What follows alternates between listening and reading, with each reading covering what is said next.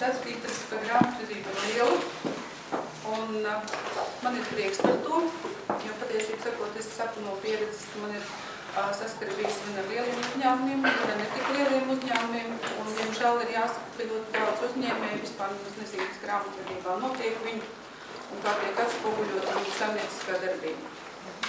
Tas īstenībā ir diezgan pārsteidzoši.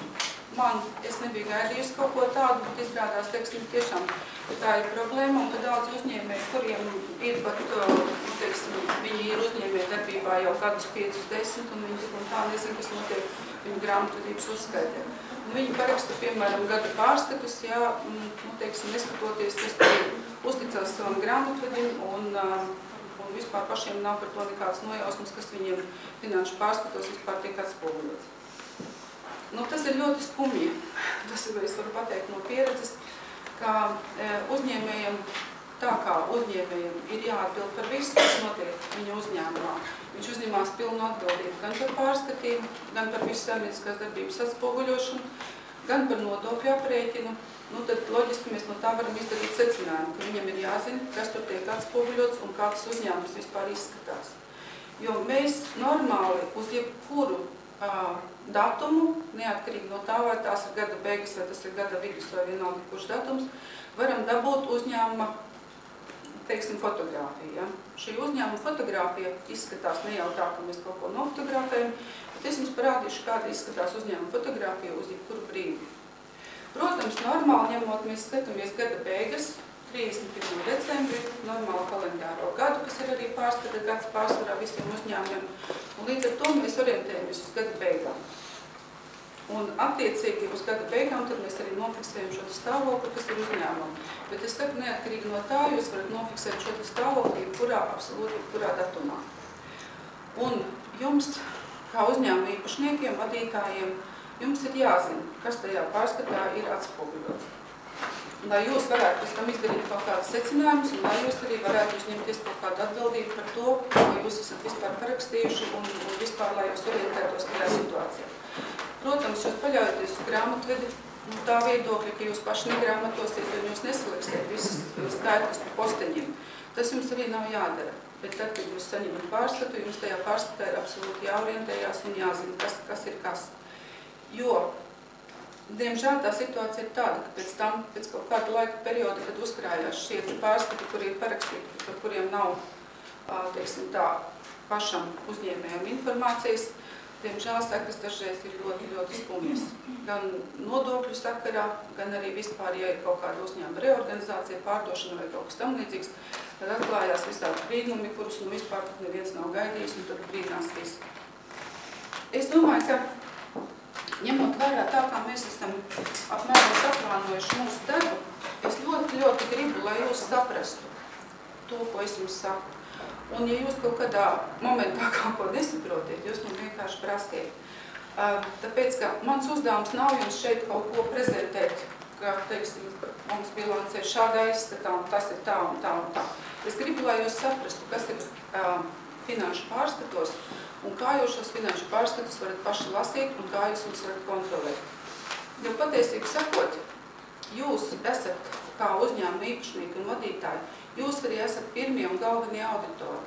Jūs saņemat šo pārskatu un jums ir pilnībā jāpārzina visi šie posteņi, kas ir pārskatā.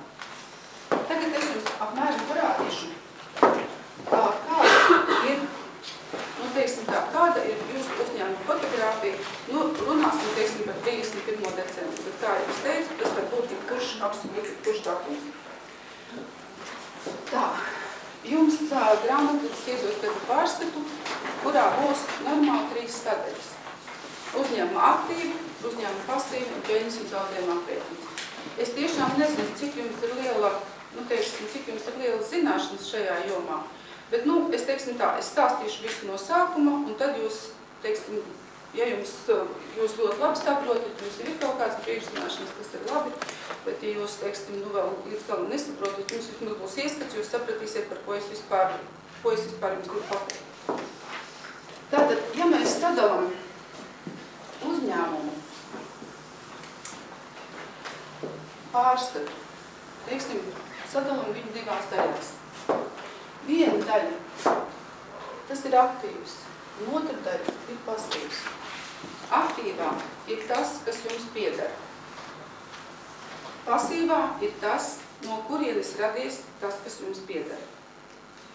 Tātad, ja jūs saņemat pārskatu un jūs redzat, ka ir rakstīts aktīvs, jums ir jāsaprot, ka tas ir tas, kas jums pieder. Aktīvā mēs varam sadalīt, un arī pasīvā mēs varam pārdalīt vēl šādi. Šeit aktīvā ir pamatlīdzekļi. Tā ir viena sadaļa. Otra sadaļa ir, teiksim, sauksim to tā, tie būtu īstermiņa aktīvi, ja? Bet es jums paskaidrošu, kas tur ir iekšā. Pasīvā šeit ir pamatkapitāls, respektīvi pamatkapitāls un finālā izveidojas pašu kapitāls, un šeit ir kreditori. Tātad normāli ņemot un skatoties uz šo te bildi, mēs redzam tā. Mums pieder tas, mums pieder šitas, tas radies ir no šeienes un no šeienes. Mēs varam, teiksim tā, tas tā, protams, rupjos vilcienos, bet es mēram jums pēc tam pastāstīšu, kas ir arī tā smalkāk katrā sadaļā.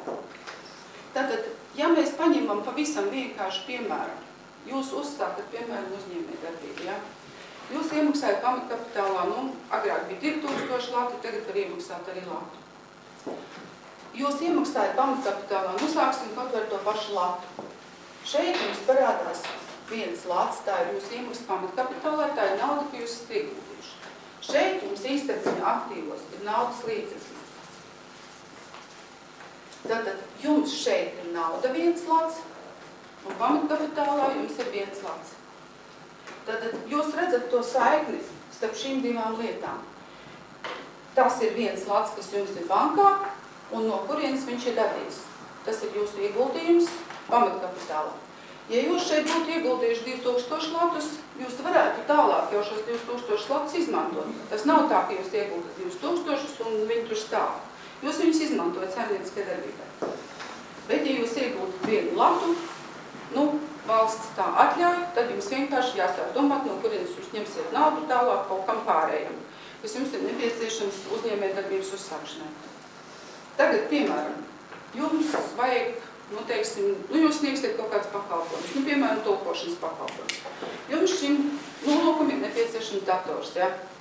Jums tā datora nav. Pa vienu latu jūs to datoru nopirkt, tā kā nevarat, ja? Tas nozīmē, ka jums tas dators ir jānopērk no kaut kādiem citiem līdzekļiem. Pieņemsim, jums pašam personīgi ir dators, jūs kā uzņēmums no paša personīgi no sevis nopērkat šo datoru. Tādā gadījumā jums šeit pamatlīdzekļos stāv dators par 500 latiem, un jūsu uzņēmums jums personīgi ir parādā 500 latus. Tātad te jūs atkal redzat to saikni, ka tas ir dators, kas jums uzņēmumu pieder, un šeit jūs redzat, no kurienes tas dators jums ir radies. Jūs esat viņu, tā kā uzņēmumam, var teikt, pārdevuši. Tas šajā gadījumā, ja jūs, protams, tur var būt arī, jūs varat arī no kāda cita vienoties, ka viņš jums ar pēcapmaksu pārdod vai kaut kā tā. Es gribu, lai jūs saprastu to saikni, kāda ir šeit, visā šajā pasākumā. Tagad, piemēram, tā ir tā daļa, teiksim, bāze visam tam pasākumam. Teiksim, jūs esat uzsākuši šo saimniecisko darbību, šobrīd pagaidām tādā izskatā. Jums vairāk nekā nav. Bet jūs tagad sāksiet sniegt tos pakalpojumus, un jūs domājat, ka jūs jau kaut kādā diezgan salīdzinoši normālā laika periodā jau sāksiet kaut ko pelnīt. Jums jau ir kaut kāds iestrādes, jums ir kaut kādi klienti, jūs jau sniegt pakalpojumus. Teiksim, ir pagājis gads. Tā mums labāk teikt. Es domāju, ka es paņemšu te vienkārši maliņā, lai mums nepazūd šī bilde. Piemēram, ir pagājis jau tas gads, cik mums tur tas garš periods vienalga, jūs esat snieguši pakalpojumus, kaut kam, teiksim, jūs esat veikuši šos tulkošanas pakalpojumus, teiksim, par 1000 latiem. Šī sadaļa, ko es tagad saku, tā ir tā trešā sadaļa. tas ir peļņas vai zaudējuma aprēķins. Tā ir tā trešā lieta, ko jums gada pārskatā iedod grāmatīs. Peļņas un zaudējuma aprēķins atspoguļo pilnīgi un tikai jūsu tekošo darbību. Tas nozīmē, ka jūs sniedzat pakalpojumus, piemēram, par 1000 latiem, bet, lai nodrošinātu šos pakalpojumu sniegšanu, jums attiecīgi kādi citi ir piestādījuši rēķinus, par kaut ko citu, jā, jūs tur nopirkāt kancelēs preces, piemēram, jūs tur vēl kaut ko izdarījāt, jā. Un, piemēram, jūs tagad esat iztērējuši uz visu šo pasākumu 800 latus, jā. Gads ir beidzies, mums ir radusies peļņa 200 latu. Tas nav nekas virtuāls, tā ir absolūti reāla lieta. Jūs esat piestādījuši kādam rēķinus, viņi jums ir apmaksājuši, jūs savukārt esat saņēmuši rēķinus un pirkuši kaut kādas preces, jūs attiecīgi esat iztērējuši 800 latus, un tātad 200 lati ir tas, ka jūs esat reāli par šo laika periodu nopelnījuši. Tātad. Un no šīs te peļņas, no tiem 200 latiem, normālā situācijā, mēs nerunājam pagaidām par mikrouzņēmumu, mēs runājam par parasto uzņēmumu, jums jāsamaksā ir 15% nodoklis, kas būs 30 lati, un jums paliek tīrā peļņa 170 lati. Šī ir pilnīgi atsevišķa sadaļa, kas atspoguļo jūsu operatīvo darbību. Tātad, ja jūs skatāties uz peļņas zaudējuma aprēķinu, jūs rēķināties ar to, ka tā ir jūsu operatīvā darbība, kas ir notikusi laikā. Jūs esat veiksmīgi strādājuši, jūs esat nopelnījuši šos 170 latus. Šie 170 lati no peļņas zaudējuma aprēķina aiziet uz šejieni. Tā ir nesadalītā peļņa. Sigiet, ir 15% peļņas nodoklis? Jā. Labi. Tā ir nesadalītā peļņa. Tātad jums ir izveidojusies tāda situācija, ka jūs šo te pamatu kapitālu, ko jūs bijāt ieguldījuši 1 latu, tagad esat palielinājuši par 170 latiem. Ne pamatu kapitālu, teiksim tā, bet pašu kapitālu. Pašu kapitālu sastāv no pamatu kapitāla un nesadalītās peļņas. Tātad jūs esat aktīvi strādājuši, jūs esat nopelnījuši 170 latus, un šie 170 lati jums ir aizgājuši šeit nesadalītajā peļņā, un, protams, jums tie 170 lati, normāli, ja jūs esat visu samaksājuši, jums visi ir samaksājuši, jums šie 170 lati ir atnākuši šeit naudā, iekšā, pie naudas. Tātad jums tagad ir nauda, 171 lats, paša kapitāls kopā šī summa ir arī 171 lats. Teiksim, ar tiem kreditoriem, teiksim, jā. Tā, lūdzu? Es esmu ieguldījis uzņēmumā savu naudu, jā? Un, teiksim, jā. Un kur viņi parādās atskaitēs? Jā, es tūlīt pateikšu, jā. Un vēl, jūs esat aprēķinājuši šo nodokli 15%, bet jūs viņu vēl valstī neesat samaksājuši. Normāla situācija tāda ir, jūs aprēķināt par iepriekšējo gadu, jūs maksājat nākošajā gadā, tad, kad jūs nododat gada pārskatu. Līdz ar to jums sanāk, ka šeit jums kreditoros arī vēl ir tie 30 nesamaksātie lati. Tātad, tagad mēs redzam ko. Pēc tam es jums pateikšu. Tagad mēs redzam ko. Mēs esam nopelnījuši 170 latus, tie mums ir iegājuši šeit nesadalītajā peļņā. Līdz ar to mūsu kapitāls ir pavairojies par 170 latiem, bija no sākuma 1 lats, tagad ir 170, kopā ir 171 lats. Nauda mums ir radusies klāt, 170 lati, kurus mēs esam nopelnījuši, un plus 1 lats, ko mēs bijām iemaksājuši, un tātad nauda mums arī ir šeit 171 lats. Ja? Tātad tik tālu mums būtu, iedodiet sajauc, ne. Iznāks tā, tie 30 lati vēl nav nomaksāti. Tā, ka patiesībā sakot, jums šeit būs naudā 200 lati, jo jūs vēl viņus neesat samaksājuši. Tātad jums uz gada pārskata beigu brīdi, jums būs 200 lati nauda. Ja jūs paši aizdodat uzņēmumam kaut ko, teiksim, protams, ja jūs iegūtat pamatkapitālā 1 latu, jums vienkārši naudas nav, ja? Ja jūs uzņēmumam aizdodat, piemēram, 1000 latus, tad tādā gadījumā šeit jums arī ir 1000 lati uzņēmums jums ir 1000 latus parādā, un tad tie 1000 lati arī nāk šeit pie naudas klāt, jo viņi ir ienākuši bankā, loģiski, ja? Es ar šo gribu pateikt tagad tikai tā, absolūti, nu, teiksim, kā struktūru, ja? Kā visas darbības, kas notiek uzņēmumā, viņas visas, teiksim, šeit ir savstarpēji saistītas, un tas, kas jums pieder, rodās no kaut kurienes. Viena lieta, ka tā nauda, kas jums patreiz ir radusies no tā, ka jūs esat sev aizdevis, piemēram, uzņēmumu no sevis aizdevis 1000, tālāk 500 lati, tas ir tas, kas ir aizgājuši uz pamatlīdzekļiem, loģiski jūs esat, tā teikt, no sevis nopircis šo pamatlīdzekli, 30 latus, piemēram, jūs esat aprēķinājuši, jūs maksāsiet, bet jūs vēl neesat samaksājuši, bet tās ir jūsu saistības pret valsti, jums būs jāmaksā, bet jums šeit ir nauda, vai tekot jūs būsiet spējīgi pēc tam to visu samaksāt. Protams, ja mēs skatāmies tālāk, dabiski īstermiņa aktīvos, piemēram, šeit, te ir vēl dažādas citas lietas, parasti, nu, teiksim, atspūgļojos. Jūsu samaksātie avansi, tālāk debitori jūsējie, kam jūs esat izrakstījuši rēķinus, bet kuri vēl nav samaksājuši. Šeit mēs paņēmām tā, ka jūs izrakstījāt un samaksājāt, ja? Viss. Šajā pusē mēs arī nofiksējām to momentu, ka jums pa 800 latiem bija kaut kādi rēķini, kāds jums bija piestādījis, un jūs visu samaksājāt. Te jums nekas tagad nepaliek. Bet, protams, normālā situācijā pastāv ir tā, ka šeit ir kaut kādas naudas summas vēl debitoros, un pārsvarā īstermiņa aktīvos vēl ir debitori. Ja kāds nodarbojas ar saimniecisko darbību, kas ir, nu, teiksim, kas prasa materiālu iegādi, ja? Tad tādā gadījumā, nu, vai arī preču iegādi, ja jūs taisties kaut ko pārdot, ja? Jūs arī uz kaut kādu laika periodu nopērkat preces, viņas jums šeit arī ir īstermiņa aktīvos iekšā, un tad attiecīgi, kā jūs viņus esat nopirkuši, vai jūs esat nopirkuši, piemēram, ar pēcapmaksu, tad jums šeit parādīsies kaut kāda summa, ja jūs esat nopirkuši kaut kādas preces un šeit. Ar to es gribu pateikt to, ka visi šie skaitļi ir savā starpā saistīti. Tas nav tā, ka jūs kaut kur, nu, pēkšņi tur ievietojat kaut kādu skaitli, un viņš ne ar ko nav saistīts. Pārķi sakot, katrai mantai un katram objektam, kas jums pieder, pretī ir izcelsmes avots.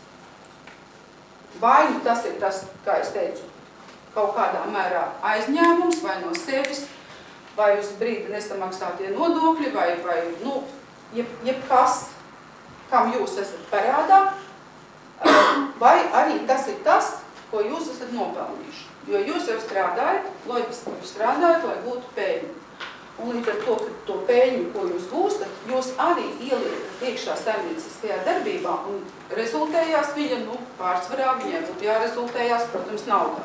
Tas ir tas labākais gadījums, ja, ka jūs nestāv, piemēram, šeit entie nesamaksātie klientu rēķini, ja, ka jūs to naudu nevarat dabūt. Nu, tas sliktākais variants, jā. Protams, jums īstermiņā vienmēr būs kaut kādi izrakstītie rēķini un neapmaksātie, jā, bet, nu, jācenšas, lai viņi nebūtu ilgtermiņā. Tālāk, ko es vēl gribēju pateikt? Teiksim tā, ja mēs skatāmies vispār uz saimniecisko darbību kā tādu, nu, šeit, piemēram, nu, tā ir tāda schēma, lai jūs saprastu, no kā vispār, teiksim, kas veidojās. Bet vispār, ja mēs skatāmies saimniecisko darbību, jums, teiksim, ir jārēķinās arī ar to, ka, ja jūs saimnieciskās darbības uzstākšanā iegādājaties, teiksim, pamatlīdzekļus vai nopērkat kaut kādas, jums ir vajadzīgas licences, datorprogrammas, protams, ja, tas viss ir šeit iekšā, ilgtermiņa aktīvos. Tas nozīmē, ka jūs šos ilgtermiņa aktīvus lietosiet ilgāku laiku. Pārsvarā ir tā, kā par ilgtermiņa aktīviem, nosauksim par pamatlīdzekļiem, nejauksimies, atzīst tos aktīvus, kurus jūs lietosiet ilgākā laika periodā. Pat īstenībā nav tik ļoti svarīgi, cik viņi maksā. Nu, it kā ir tāds pieņēmums, ja virs 100 latiem, jā, bet tas nav tas svarīgākais. Nu, kā mēs zinām, tagad var nopirkt, ja jūs, piemēram, uzsāksiet kaut kādu būvniecības pakalpojumus sniegt, jums vajadzēs kaut kādas tur, nu, tās ierīces, visādas slīpmašīnas un visādas tādas, ja. Viņas ir pietiekoši dārgas, bet, nu, iespējams, ka viņas nekalpos jums nemaz tik ilgi, ja. Jums pašiem ir, tā teikt, jābūt skaidrībā par to, vai jūs viņas gribat norakstīt uzreiz saimnieciskās darbības izdevumos tajā periodā, kad jūs viņas nopirkāt uz šejienu uzreiz, ja? Vai jūs viņas gribat likt ilgtermiņa aktīvos un norakstīt viņas pakāpenes. Viss ir atkarīgs no tā, teiksim, cik jūs ilgā laika periodā domājat amortizēt šos te pamatlīdzekļus. Ja jums vispār pieņemtā praksa ir tāda, teiksim, jūs nopērkat mēbeles, jūs viņas amortizējat 5 gados. Jūs nopērkat datoru, it kā pieņemts 3 gados, ja? Bet tas nekur nav noteikts. Jūs varat izvēlēties pašu šo te nolietojumu periodu. Tas ir atkarīgs arī no biznesa, protams. Ja, ja jūs izmantojat, teiksim, automašīnu kaut kādiem pārvadājumiem, ja, un jūs viņu eksploatējat katru dienu, jums vienkārši ir jārēķinās ar to, ka pirmkārt jums viņa ir jāatpelna, jūs esat ieguldījuši pietiekoši lielu naudu, un viņa jums ir jāatpelna. Jums pašiem ir, teiksim, jāsaprot, cik ilgā laikā jūs to automašīnu, piemēram, taisties atpelnīt. Tas ir viens kritērijs. Jā. Kā tas ir norakstīt uzreiz? Norakstīt es uzreiz? nopērku kaut kādas iekārtas, pieņemsim to pašu slīpmašīnu. Mēs nopērkam viņu uzreiz, es viņu arī norakstu uzreiz. Ar laikā to teiksim tā, jūs nopērkat to pašu slīpmašīnu, un jūs nopērkat kancelēs preces, ja? Šajā gadījumā sanāk nekādas starpības nav. Vai jūs nopirkāt slīpmašīnu, vai jūs nopirkāt kancelēs preces. Kancelēs preces jūs uzreiz ieliekat šeit uz izdevumiem.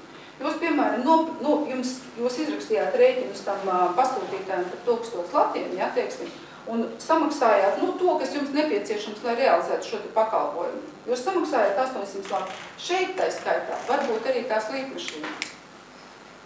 Viņa tur var būt. Vienīgais jums jārēķinās, protams, ar to, ka jums tā perioda pēļņa uzreiz samazināsies. Jo jūs to slīpmašīnu, varbūt jūs viņu lietosiet gadu, varbūt jūs viņu lietosiet 2, varbūt 3 gadus, ja. Tas jums vienkārši ir jāpieņem, teiksim, lēmums, kā jūs domājat, kā tas būtu loģiskāk no jūsu saimnieciskās darbības viedokļa. Tas nekur nav noteikts. Jūs varat ielikt to slīpmašīnu šeit un norakstīt viņu 2 gadu laikā. Ja jums viņu, piemēram, maksā 300 latus, jūs viņu varat ielikt šeit iekšā, šitos 300 latus, un vienā gadā norakstīt 150, un otrā gadā norakstīt 150 no šejienes mums. Bet jūs viņu varat ielikt uzreiz arī šeit, iekšā. Un viss, un jūsu peļņa, protams, samazināsies. Varbūt pat jums būs zaudējumi. Jo, teiksim, atkarībā no tā, cik jums ir lieli ieņēmumi, tās slīpmašīnas cena varbūt ir diezgan tāda tomēr paliela. Ja viņi norakstās, piemēram, uzreiz. Tas nozīmē, ka, ja nāk kaut kāda vidi pārbauda pēc 2 mēnešiem, man viņi ir norakstīti uzreiz, tātad man pat viņa teorētiski nav jāuzrāda viņiem, ja? Principā nē. Jūs uzskatāt, jums, normāli ņemot ir tā, teiksim, jums jau vids varbūt arī nebaudīs tās slīpmašīnas, ja? Patiesībā sakot, viņi jums vienkārši, teiksim tā, kā lai pasaka, viņi jums var arī neskaitīt tās slīpmašīnas, tas ir vairāk jūsu pašu lēmums. Katram uzņēmumam normāli ir jābūt kaut kādā grāmatvedības politikai, ja? Protams, tas ir tāds dokuments, ar kuru pārsvarā daudz grēko un uzraksta tikai tad, kad tiešām kāds nāk, ja? Būsim godīgi, tā tas ir, jo tas ir diezgan apjomīgs dokuments un neatkarīgi no tā, vai tas ir mazs vai liels uzņēmums, tas laika patēriņš viņa sastādīšanai diezgan liels. Bet, teiksim tā, ja mēs raugamies uz lietām, tā teikt, tā normāli, tā loģiski, ja mēs raugamies uz lietām, tā grāmatvedības politika nav nemaz tik slikta lieta. Protams, ja viņu neuztaisa formāli. Ja viņu uztaisa, teiksim tā, atbilstoši savam biznesam, pie tā piedomājot, ja, tad, protams, ļoti daudzas lietas, ko jūs norakstat, var pamatot. Arī to pašu slīpmašīnu. Ja jūs uzskatāt, ka jūs uzrakstat, ka, teiksim, jums ir iegādāti pamatlīdzekļi, jums ir iegādāti instrumenti. Un jūs uzskatāt, ka slīpmašīna ir instruments, un šie instrumenti jums, jūs viņus nolietojat gada laikā. Respektīvi, jūs viņus varat norakstīt uzreiz. Jo jums ir pieredze, piemēram, ka viņi ilgi nekalpo, un līdz ar to jūs viņus varat arī uzreiz norakstīt. Jo īstenībā, es nezinu, vai tiešām, jebkurās vidu pārbaudēs kāds nāks un skaitīs jums kādas slīpmašīnas. Bet, ja, piemēram, viņai nav 300 lati tā vērtība, bet 3000 lati vērtība. Labi, 3000 latu vērtība jums tomēr ir jāpadomā arī no tā viedokļa. Ja jūs, piemēram, ir tāds bizness, kur jūs nopelnat gadā miljonu, varbūt arī 3000 jūs varat uzreiz norakstīt. Tas ir jautājums. Man jautājums šā gada sākumā datoru. Es atgāju, gribu pajautāt, kā man to īsti tagad noformēt, ja? Kāpēc tas mums jāliek pie pamatlīdzekļos, jo viņš vairāk kā 300 lati, vai arī uz to ir kāds noteikums? Ziniet, tas varbūt nav labi, ko es tagad teikšu, jā, bet es vienkārši, tie ir tāds ieteikums. Vidā šādus jautājumus nav jēgas uzdot. Nav jēgas. Nē, ok, es saprotu, jā, jo viņiem ir visam cita darba specifika, jo, teiksim, uz vidu finanšu pārskats kā tāds, daudz nemaz neattiecās. Uz viņiem vairāk attiecās tīri nodokļu aprēķini. Un to, kas attiecās uz finanšu pārskatu, kā grāmatot, kā ielikt finanšu pārskatos, viņi nav īpaši kompetenti. Es tiešām negribētu varbūt tā teikt pavisam 100%, bet tas tiešām tā ir. Normāli ņemot, protams, viņi jums pateiks vērtība virs 100 latiem, līdziet pamatlīdzekļus, kāpēc gan ne, ja? Bet biznesa specifika ir ļoti dažāda, un katram uzņēmumam, kurš pat varbūt arī nav nemaz tik liels, ja, viņam ir kaut kādas savas nianses. Un varbūt, ka vienam otram tas dators, nezinu, priekš tā ir vajadzīgs, nezinu, par kaut kādu tehnoloģiju, kuru es, protams, tagad nevaru pateikt, bet varbūt viņš ir nepieciešams tāpēc, un viņš kalpos tikai 1 gadu, ja? Līdz ar to, nevar tā vienkārši pateikt. Tas ir ļoti, ļoti jāskatās no biznesa veida. Par pamatlīdzekļiem es jums vēl vienu lietu varu pateikt, ko es attiecībā uz vidu, ja mēs runājam. Tad, teiksim, ja jūs ieliekat šeit, piemēram, pamatlīdzekļos to pašu slīpmašīnu un to pašu datoru iekšā, ja? Valsts dod nodokļu atvieglojumu par šīm lietām. Tas nozīmē, ka priekš nodokļiem amortizācija ir citādāka nekā finanšu uzskaitē.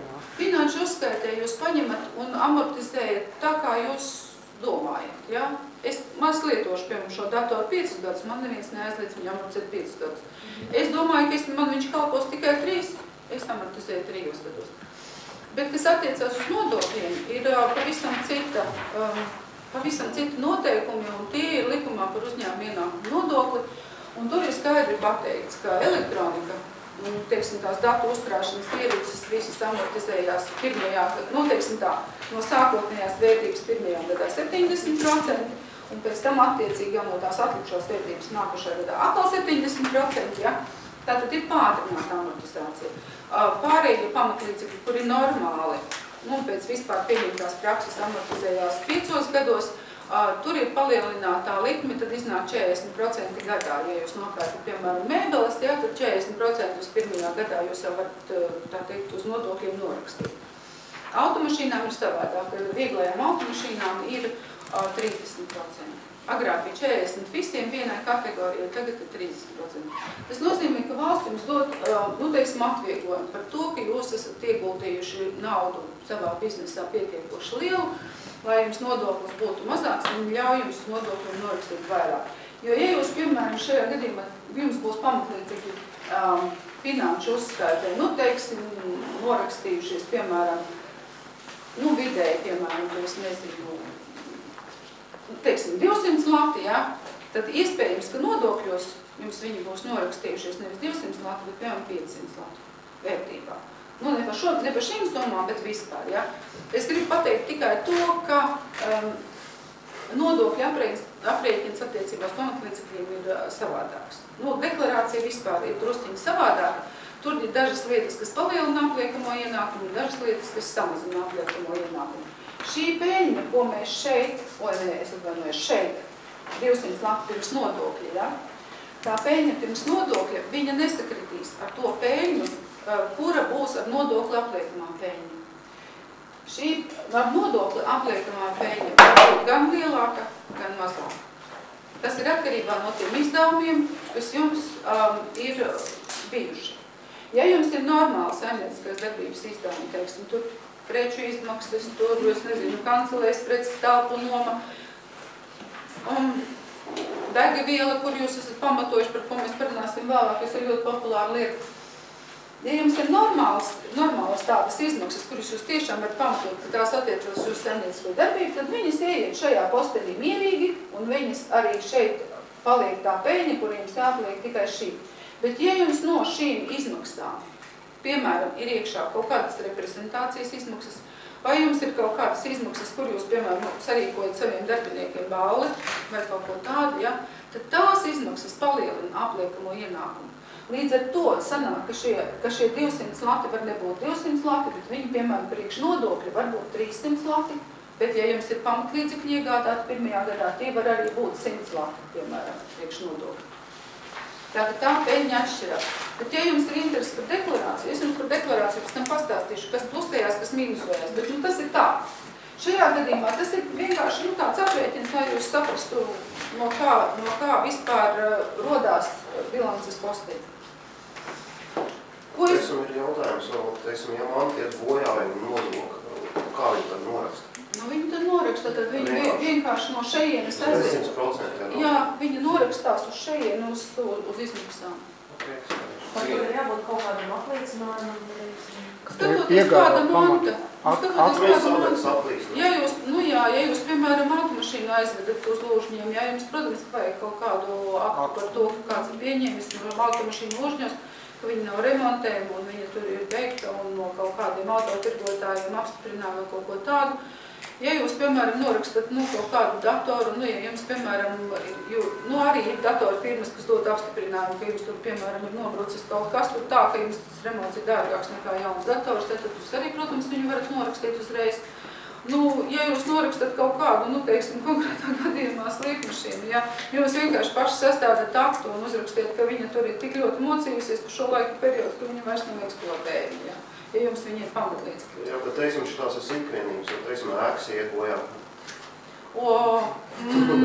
Tur ir eksperti. Jā, kas iet bojā, tad tas jau jums nav tik vienkārši vairāk. Jums tad tur ir attiecīgas komisijas, attiecīgi akti, kas to Teiksim, kā celtniecības vagons attiecībā. Kā lūdzu, kas? Celtniecības vagoni, piemēram. Vagoni? Jā, tas ir tās pārvietojumi tie vagoni. Jums vajag aktu. Nē, jums vajag pamatojumu, kāpēc viņš ir tā kā bojā gājis, jo es domāju, ka uz celtniecības vagonu gan neko speciāli nevajag. Tas jau nav nekustamais īpašums, tas nav nekustamais. Uz nekustamo īpašumu, protams, bet jums kurā gadījumā, ja jūs kaut kas ar māju, piemēram, notiksies, jums tāpatās jūs sauksiet kaut kādu komisiju, kas jums konstatēs Jā, tur sienas sakļus. Tur jau jums būs komisija, kas jums šo te visu nofiksē un tā tālāk. Un tad vai jūs viņu atjaunojat, vai jūs viņu neatjaunojat. Es gribēju pajautāt par datoru, ko pats pārdod 500 latiem, vai šķiet tā, ka pats sev gribās lētāk, vai izdevīgāk ir pašam lētāk, vai tomēr to tirgus cenu pārdot pašam sev?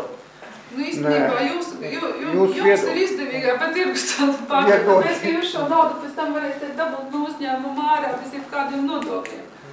Tāpēc, ka, protams, jūs tiešām, jums vajag patiesību, vajadzīga ir tirgus cena. Jo, ja jūs pārdosiet, piemēram, šo datoru, piemēram, par 2000 latiem, ja, jums var stipri apšaubīt, ka tiešām viņš maksā 2000, jā. Bet, ja jūs pārdosiet sev to datoru, ja viņš vēl jau vairāk būs, labi, gadu varbūt lietots, ja jūs pārdosiet par 500 latiem, es domāju, ka neviens neapšaubīs. Jo šeit ir tā situācija, ka jūs pārdodat sev, respektīvi savu datoru, pārdodat savai firmai. Līdz ar to šī nauda jums pienākās. Un mēs vienkārši uzrakstam aktu, ka mēs no sevis nopērkam kādas. Iepirkuma akts.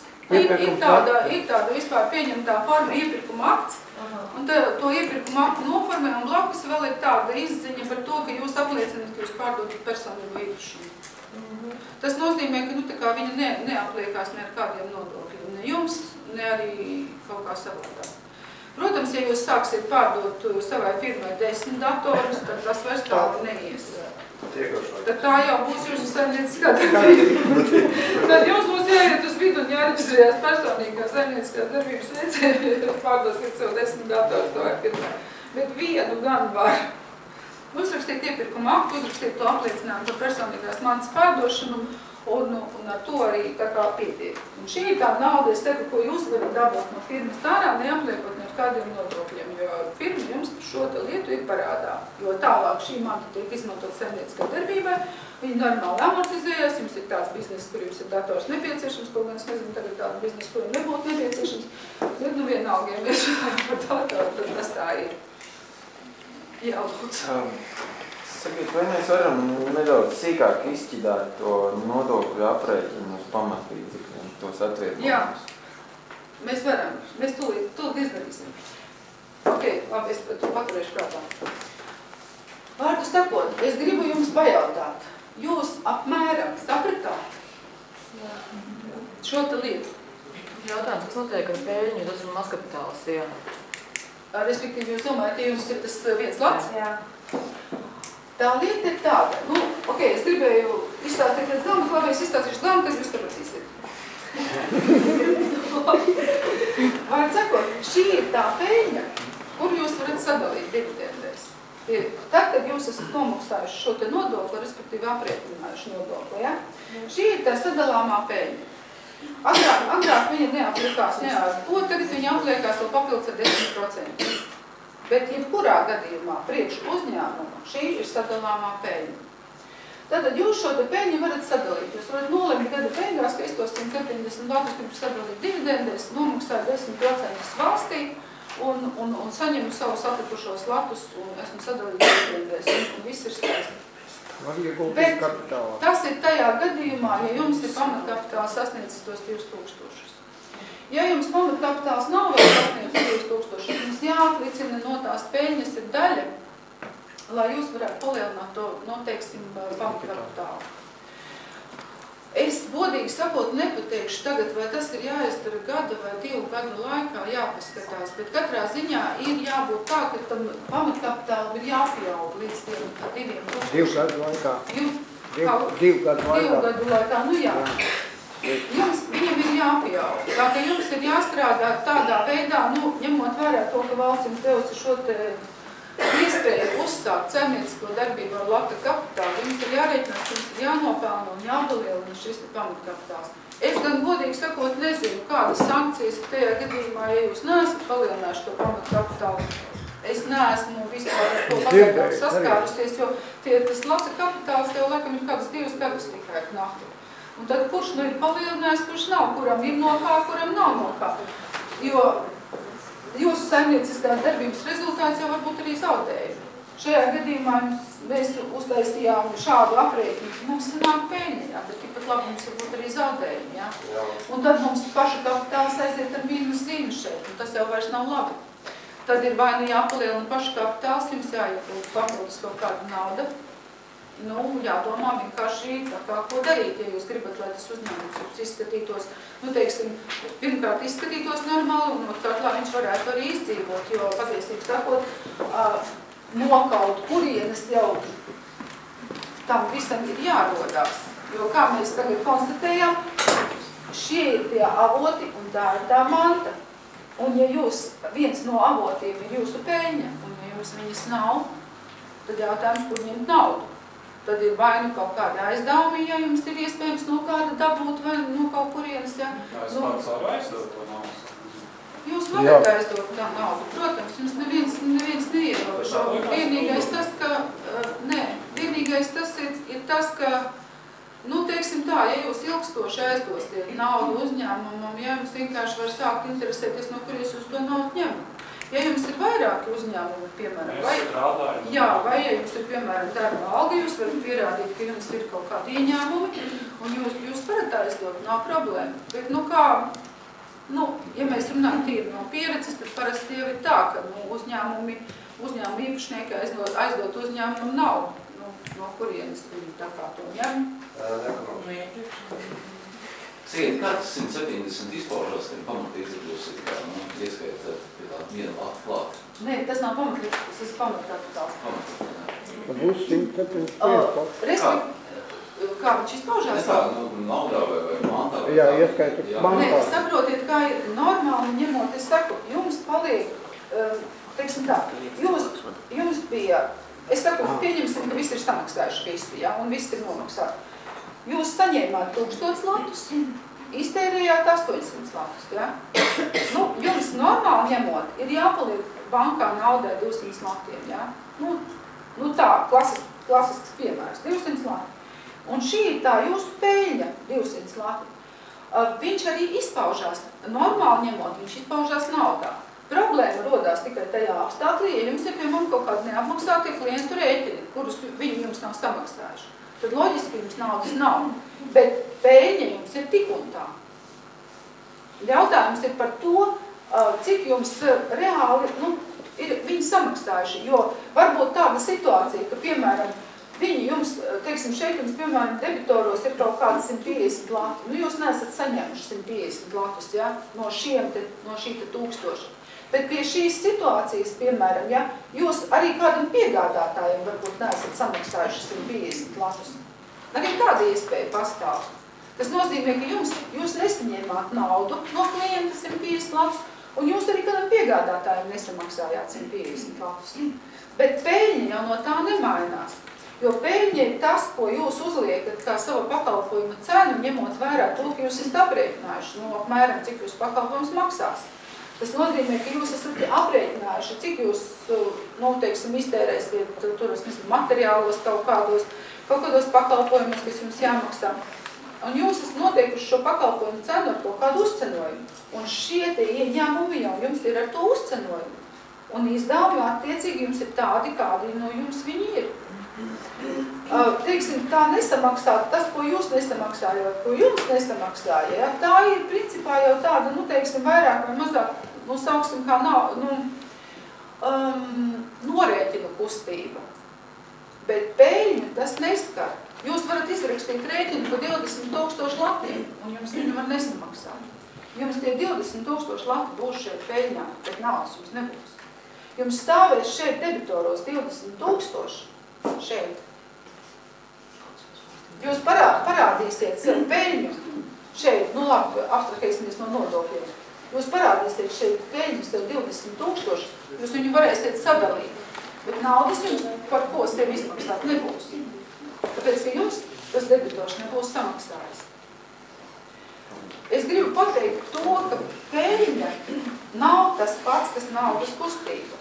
Ideālā gadījumā, kā mēs patreiz runājām, tas ir tā, peļņa ir 200 lati, mums visi ir samaksājuši, mēs visiem esam samaksājuši, viss ir skaisti. Mums šeit viņa ir tā nauda. Tas ir ideālā gadījumā. Bet dzīvē mēs būtu arī tā. 20 000 jūs izrakstījāt rēķinu, un 20 000 jums nemaksā. Un viss. Kas notiek, ja elektrozi paskatīt maksāt nespēja, vai ir kādī pietiek? Tad jums ir jānoraksta uz izdevumiem. Un pie tam jāpliek ar uzņēmumu ienākumu nodokli. Ja viņiem nav pasludināta, ja viņiem ir pasludināta bankrota procedūra, jūs esat ilgi cīnījušies, lai atgūtu šo te parādu, jums ir pierādījumi, un viņi ir, tā teikt, bankrotējuši, viss, tad jūs varat norakstīt uz izdevumiem, nepalielinot apliekamo ienākumu. Bet, ja jums ir vienkārši kaut kāds debitora parāds, kurš vispār, es nezinu, tas firma tā ir pazudusi, jūs vispār par viņu neko vairs nezināt un nevarat viņu atrast, tad jūs norakstat un pie tam vēl palielināt apliekamo ienākumu. Tas nozīmē, ka jūs izrakstījāt kādam rēķinu par 20 000, jūs ielikāt šeit ieņēmumos 20 000, jūs nomaksājāt uzņēmumu ienākumu nodokli no 20 000 praktiski, ja? Un pēc tam, kad jūs nedabonat to naudu, jūs vēlreiz nomaksājat no 20 000. Tā ka īstenībā tā tas ir. Tas, ko es jums tagad gribēju pateikt, es ļoti ceru, ka jūs sapratāt, ka jūs saņemsiet gada pārskatu no sava grāmatveža.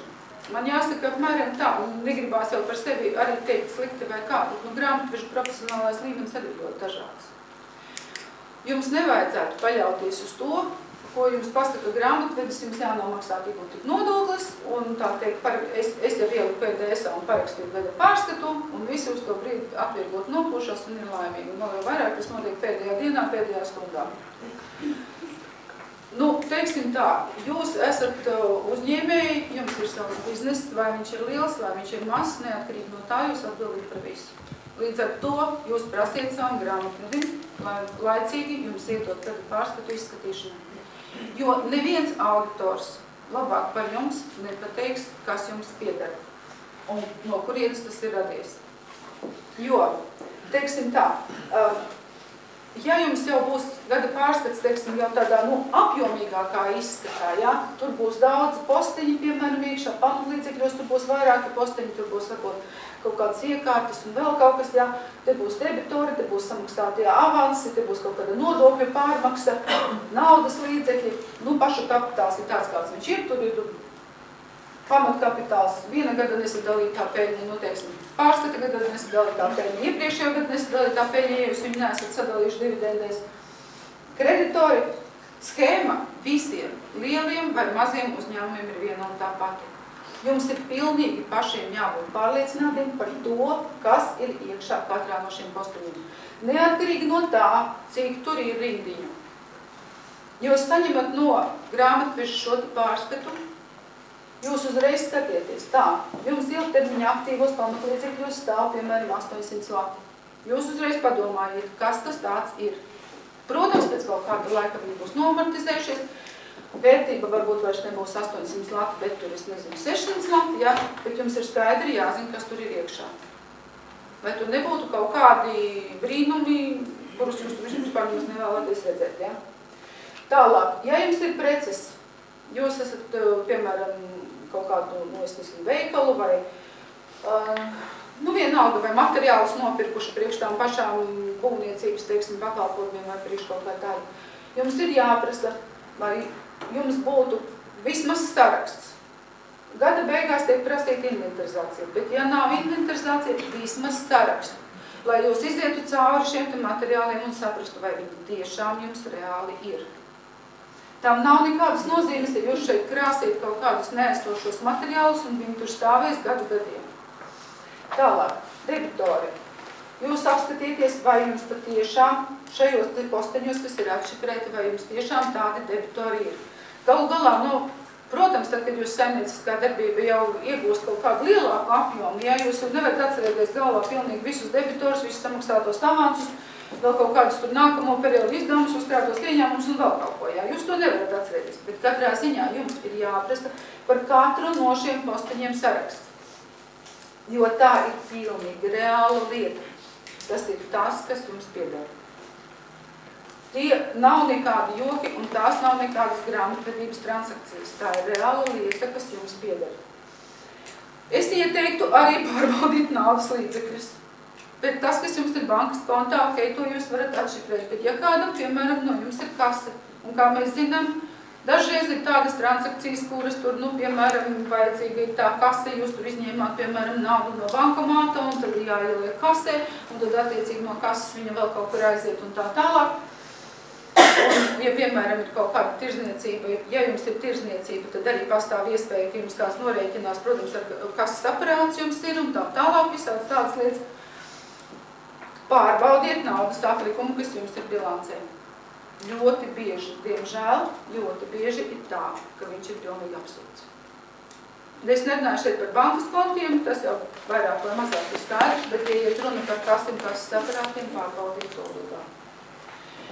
Tā ka īstenībā tā nav nekāda tāda, nu, kā lai pasaka, abstrakta lieta, par ko nevajadzētu likties zivis. Tā ir pilnīgi normāla lieta, kas ir vispār katram uzņēmējiem jāizšķiko. Viena lieta, kā es saku, jūs apzinieties, tas jums pieder, pat ja jums tie cilvēki nav samaksājuši, jūs zinat, ka tas ir tas, kas jums pieder un par ko jums ir jārūpējās. Ja jums nav samaksāti 20 000, jums ir jāmeklē rokā. Tāpēc, ka 20 000 no šejienes var pāriet uz naudu, un tas jau ir, tā teikt, svarīgi, ja? Tālāk, šo pusi jūs arī izskatiet tieši ar tādu pašu, teiksim, rūpību kā šo pusi, ja? Tāpēc, ka šī puse, kā mēs zinām, tagad rodās no šīs puses. Jūs izskatiet, kas jums ir kreditori, vai tiešām jūs pats esat uzņēmumam, teiksim, par tādu un tādu summu, tur iemaksājis naudu, aizdevis, vai tiešām tas tā ir, vai tas tā nav, vai tiešām jums šeit ir tādi nodokļi parādi uz to periodu, vai viņi nav tādi, vai tiešām jūs nesat samaksājuši, piemēram, tur 5 uzņēmumiem kaut ko, ja, nu, kaut kā tā. Vai jūs, teiksim, izskatāt šo te sarakstu un konstatējat, ka jūs neesat samaksājis nevis 5, bet tikai 3, un kaut kādā mistiskā veidā tur stāv, piemēram, kreditoru parāds, ja? Tā ka visi šie posteļi ir pilnīgi atšifrējami, un jums par viņiem ir jābūt pilnīgi skaidrībai. Protams, lai jūs varat šo visu izskatīt, es varbūt atkārtojos, bet tiešām tas ir no pieredzes. Lai jūs šo te visu varat izskatīt, jums ir jāprasa pārskats normālā laikā, lai jūs līdz 30. aprīlim 2024 varētu viņu arī izskatīt. Nevis tā, ka jums iedod pārskatu 30. aprīlī 2023. Ja? Tad jūs vairs nevarat izdarīt pilnīgi neko. Tad jums ir jānodot tā kā ir. Gada pārskatu labot nevar. Viņu var labot tikai nākošajā gadā, un izējot no tā gada pārskatā un no visa aprēķina, kas tur ir radies, izējot no tā ir sareikināts nodoklis, un jums ir jāmaksā uzņēmuma nodoklis par šo periodu, jums ir jāmaksā uzņēmuma ienākuma nodokļa avansi par uz nākošo gadu uz priekšu, un ir tā kā ir. Tā ka tas ir tās, ko es jums silti iesaku. Tagad es ceru, jūs vismaz saprotiet, kas jums ir jāskatās, un jāskatās laicīgi. Kas attiecās uz peļņas zaudējumu aprēķinu, nu tur, protams, jums būs neto apgrozījums, pārdotās produkcijas ražošanas izmaksas, kaut kāds administrācijas izmaksas, kaut kāds pārdošanas izmaksas. Nu, šīs te postenis tur var sadalīties smalkāk vienkārši, ja? Bet arī rezultāts ir tāds, kāds viņš ir, nodoklis ir tāds, kāds viņš ir. Par nodokļu aprēķinu es jums tūlīt tās pateikšu, lai jums būtu skaidrājums drusciņi, par ko mēs runājam, ja? Situācija ir tāda, piemēram, par tiem pašiem pamatlīdzekļiem. Nu, teiksim tā, jums ir tas, piemēram, pamatlīdzeklis, nu, par tiem pašiem 500 latiem, ja? Pieņemsim, tā ir, nu, pieņemsim, tas ir tas pats dators, ja? Jūs viņu nopirkāt, nu, teiksim, kādā, nu, pieņemsim, jūs viņu nopirkāt decembrī, ja? Un decembrī arī beidzās jūsu pārskata gads un viss. Finanšu grāmatvedībā jums viņš vispār nebūs nolietojies. Šeit nebūs nekādu izmaksu, jo amortizēt sāk ar nākošo mēnesi. Tas nozīmē, ka jūs ar nākošo gadu 1. janvāri viņam sāksiet rēķināt nolietojumu no tās likmes, kur jūs būsiet izvēlējušies. Nu, cik gados jūs viņu gribēsiet nolietot, tik nolietos. Šeit jums uz izdevumiem neaizies nekas, bet nodokļu aprēķina. Jums šie 500 lati neatkarīgi no tā, vai jūs viņu nopirkāt janvārī, vai viņus nopirkāt februārī vai decembrī, neatkarīgi no tā 70% no vērtības norakstīsies nodokļu aprēķinām. Tas nozīmē, ka jūs paņemsiet savu peļņu un pieņemsiet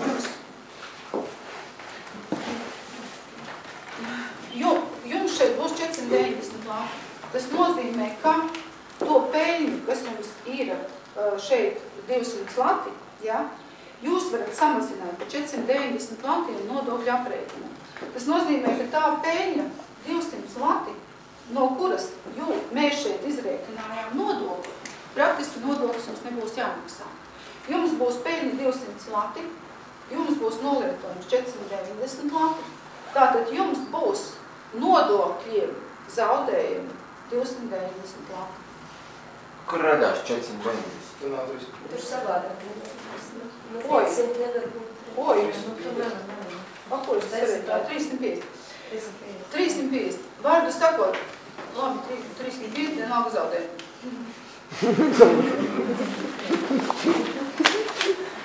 Vienalga zaudējumi. 150. Vārdu sakot tā, jūs paņemat, un šis, tādā gadījumā, šis aprēķins jau līdz galam nebūs tāds, kā mēs sākumā. No viņu tā kā... Šeit ir runa par uzņēmumu peļņas nodokli.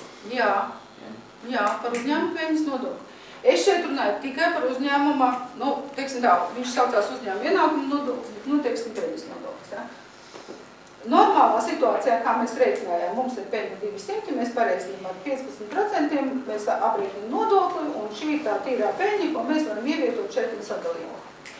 Ja mums ir šīs te pamatlīdzeklis, un mēs viņu varam nolietot pēc priekšnodokļu aprēķina, tad 70% no šī te pamatlīdzekļa vērtības mēs varam attiecināt uz izdevumiem tajā gadā. Tas ir tas, ko es teicu, ka valsts mums dod atvieglojumu par to, ka mēs esam ieguldījuši naudu pamatlīdzekļos. Līdz ar to mēs paņemam un to peļņu, kas mums ir radusies pirms nodokļa, šo peļņu, kas mums ir radusies pirms nodokļa, mēs varam samazināt par tiem 350 latiem. Līdz ar to mēs iegūstam zaudējumus 150 latu, nodokļiem zaudējumus, un līdz ar to šis aprēķins vairs nav nepieciešams. Teiksim, šī aprēķina vairs nav. Un visa peļņa 200 lati mums aiziet uz šeit. Vairs ne 170, bet 200. Nodoklis mums nav jāmaksā, un uzņēmuma ienākuma nodokļu avans mums arī vairs nav jāmaksā. Tātad tas ir tas, kas principā diezgan būtiski izmaina visu situāciju. Bet, protams, kā es teicu, ir lietas, kuras arī palielināt iekamo ienākumu. Tas ir, teiksim, reprezentācija, jums ir kaut kāda tur darbiniekiem pasākumi, un tās ir tādas klasiskās paudas soda naudas samaksātās, tās palielina. Tas pats, ko es teicu, ja jūs izrakstījāt kādam rēķinu pa 20 000 un viņš jums ilgstoši nemaksā, jūs viņu norakstat uz izdevumiem, bet jūs palielināt apliekamo ienākumu. Līdz ar to pat, ja peļņa jums šajā periodā būtu šeit 200 lati, jums priekš nodokļiem tā peļņa būtu 20 200.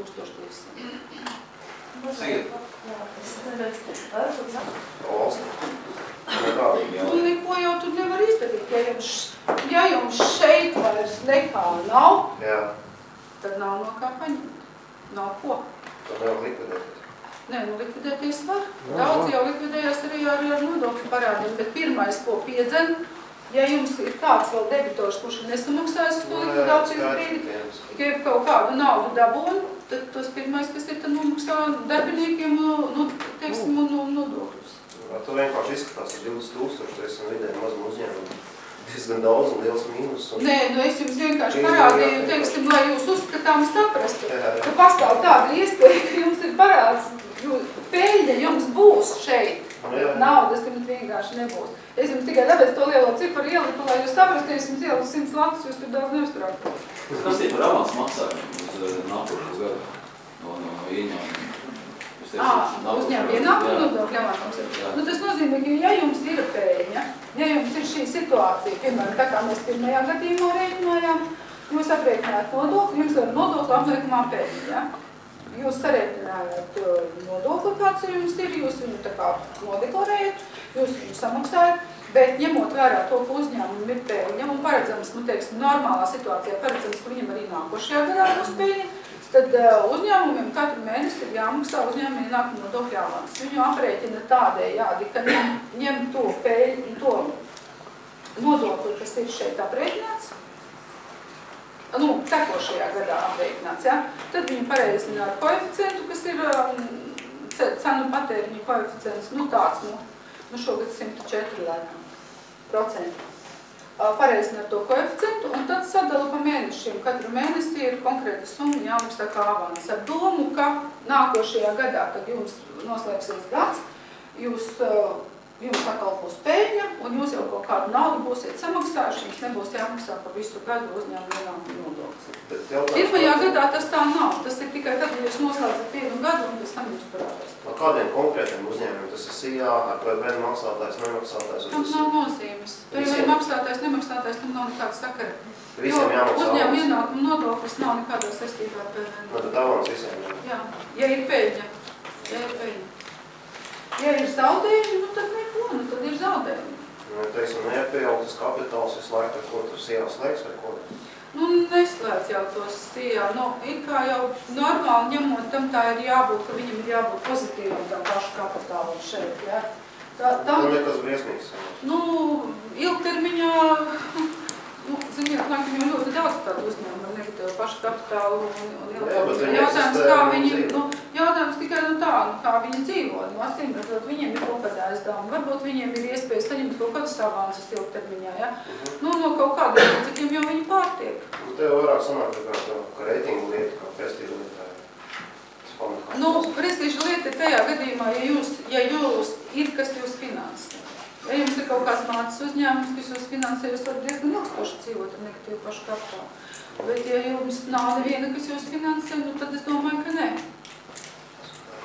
Tikai tā. Jo patiesībā tā jau nav nekāda abstraktā lieta. Es jums vēlreiz saku, tas ir tas, ko jūs nopelnat. Tā ir tā nauda, ko jūs nopelnat. Un ja jums šeit ir mīnusi, ja jums vienkārši nebūs naudas reāli fiziski, jums nebūs. Tā, ka tur variācijas par tēmu ir... Nav vienkārši pakalpojumi, saistībā, vienkārši pusām. Ziniet, es esmu redzējis tiešām daudzus pārskatus ar lieliem mīnusiem, ja? Mīnus ir vienkārši tos uzņēmumus, kas finansē. Un ir, piemēram, uzņēmumu grupas, teiksim, ja, kur kopējā uzņēmumu grupā viņiem viss ir ļoti skaisti, viens uzņēmums ir ar lieliem mīnusiem, viņš ir viens ar lieliem plusiem, kopējā grupa strādā ļoti labi, finansē viņu viens otru, un tad viss ir, tas viss ir ok. Bet, es domāju, ka tādam uzņēmumam, kas šeit Latvijā darbojas un kuram nav nekādu mācas uzņēmumu, nav nekādu finansējumu avotu no citurienes, ja, īpaši uz kaut ko tur vairs izņemot to, ka jūs tomēr savu saimniecisko darbību veicat ar peļņu, tā kā paļauties nav uz to. Tā.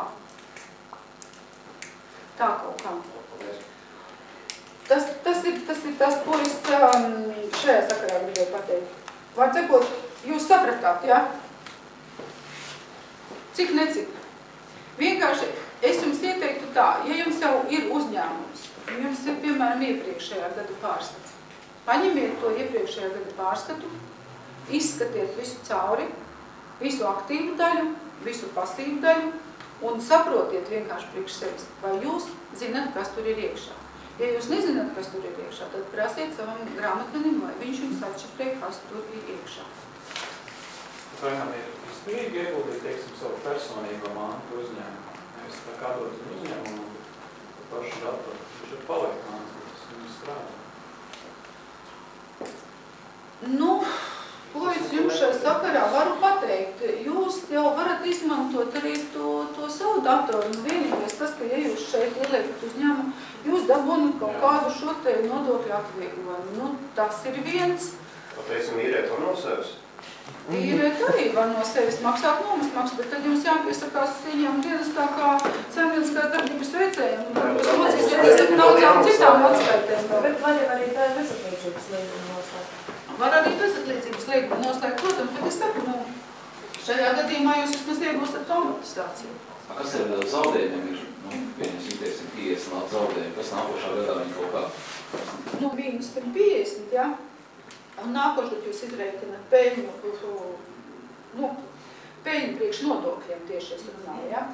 Ja jums nākošot arī peļņu, piemēram, 200 lati, un jums jau šis te nolietojums, nākošot jūs šo nolietojumu, pieņemsim, jums ir tikai šis te dators, ja?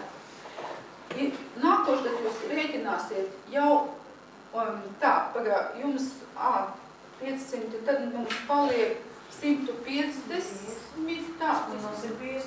Jā, tad mēs rēķināsim no 150 jau 70%, ja? Jau no mazākas summas. Tā, ka jūs iegūstat to lielo nodokļu atvieglojumu, jūs iegūstat pirmajā gadā. Pēc tam jūs rēķināsiet jau no 150, 7% no 150. Un par šo samazināsiet tā kā apliekamo ienākumu, ja? Bet, pieņemsim, ka nākošajā gadā jau jums tur vairs nav tāds nodokļu tik liels bonus, ja, un jums tā peļņa tomēr ir. Un jums ir jāaprēķina tas uzņēmuma ienākuma nodoklis. Tad jūs to uzņēmuma ienākuma nodokli aprēķinot, ņemsiet, piemēram, šo te peļņu 200 lati, bet jūs varēsiet atskaitīt tos 150 latus to zaudējumu, kas jums bija iepriekšējā gadā, un aplikt ar nodokli tikai 50 latus. Šie nodokļu zaudējumi, kas ir uzņēmuma ienākuma nodokļu deklarācijā, viņi nepazūd. Agrāk bija tā, ka varēja sekt no 8 gadu nākamo, tā kā 8 gadu peļņas, ja, pēc 8 gadiem, tad vairs ir kā nevarēja. Bet tagad jau ir tā, ka var vienkārši no nākamo gadu peļņas sekt. Respektīvi, jūs samazināt, piemēram, nākošu, ja jums sanāk peļņa 200, jums vajadzētu aprēķināt nodokli 30 lati, bet tad jūs varat no 200 atņemt 150 un tikai 50 latus aplikt ar nodokli. Mikros ietekmes nav iespējams. Nē, par mikro mēs parunāsim, jā, tas nav. Šis ir, teiksim, normāls uzņēmums, kurš maksā uzņēmuma ienākumu nodokli. Un tas nav nekādā saistībā ar kaut kādu PVN vai kaut ko tam līdzīgi. Tas pilnīgi no tā varam abstraktēties. Tas neietekmē. Tā, var sakot, ko es gribu pateikt. Prasiet grāmatvedumi kaut vai iepriekšējā gada pārskatu, izstudējiet aktīvus, izstudējiet pasīvus, apskatieties, kas jums ir pēdējais zaudējuma aprēķinā un paprasiet uzņēmuma ienākuma nodokļu deklarāciju. Pasēdiet un paskatieties. Es nesaku, ka jūs uzreiz visu sapratīsiet, bet tiešām tas ir reāli no pieredzes. Tāpēc, ka ir tiešām redzēti tādi brīnumi, kad uzņēmums darbojas ar ļoti ilgi un uzņēmuma īpašnieks nezinu, kas viņam vispār ir tur atrodas. Kā būtu pareizi jāuzdod jautājums par to, kā tev iet? Viņš pateiks, man ir 4000 peļņas. Kāds būtu pareizais jautājums uzdot citam uzņēmumam, lai noskaidrotu, kāda ir viņa fotogrāfija? Jums jāprasa data pārskats. Vai arī operatīvais pārskats. Data pārskats vai operatīvais. Ja jūs, piemēram, prasiet, jums ir kaut kāda sadarbība sākusies ar viņu kaut kādā februārī, jūs varat paprasīt gada pārskatu. Ja jūs sadarbību sākat kaut kādā augustā, prasiet pusgada pārskatu no nākošā operatīvo pārskatu. Tad jūs no tā pārskata varat redzēt diezgan daudz ko, jā, praktiski visu. Tad jūs arī sapratīsiet, vai tas uzņēmums ir, teiksim, nenormālos parādos, viņam vispār nekas nepiedara.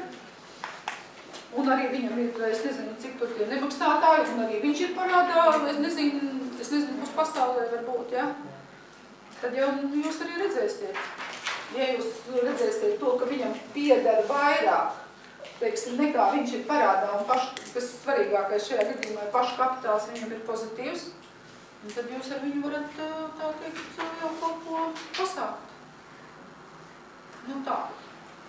Cerot uz to, ka tur viss ir pareizi daudz. Man ir jautājums, vai uzņēmumā īpašnieks varētu būt uzņēmuma grāmatvedis? Vispār jā. Nē, var. Var, jā. Var. Un kā saprast, vai ir izdevība kalpot grāmatvedi vai izmantot ar pakalpojumu? To mēs paredzēsim. Oi, tādi jautājumi, jā. Labi, ja es aizmiršu nāgādāt, bet tas bija priekšpēdējais punkts.